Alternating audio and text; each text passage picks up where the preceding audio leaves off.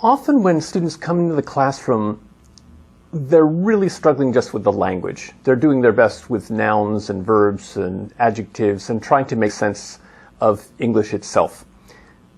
When we get beyond the beginning level, we want to push students so that they're really understanding what they read or what they listen to, and seeing the connections and seeing how that relates to other things, to similar kinds of things, so that we want them to be able to analyze what they read, to compare it and contrast it with other ideas, and to be able to evaluate it. Is this a reliable source?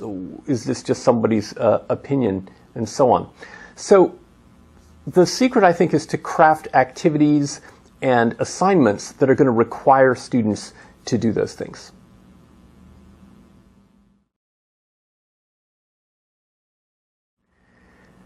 My favorite reading was called I Hate Machines.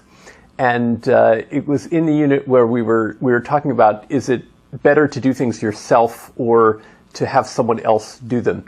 And this was a reading in which the writer expressed her frustrations with machines in trying to get it was a computer line installed and calling up one of those automated response telephone answering trees and just getting buried and it taking forever to get anything done. And then on another occasion going to the grocery store and trying to use I don't even know what you call them, like an automatic checkout counter where you're supposed to put your bags in the groceries and it weighs them and so on. And she had a real disagreement with that automatic checkout machine. That was pretty funny.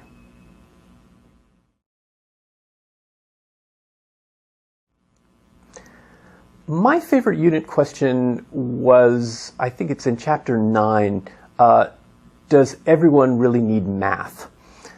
When we were writing the book, we really wanted to be sure that we included some material about math and science, which is often ignored in English language textbooks. So we included a chapter with math as the general subject.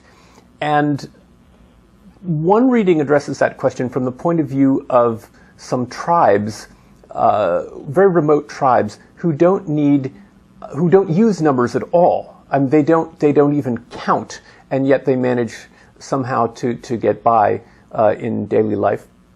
And then the other reading approached this from the perspective of someone who's had a great deal of struggles with math in his life, and that was actually me. So that was kind of fun to write about my own experiences. And it turns out that you do need math, at least to live in modern society, but then again, maybe you don't. So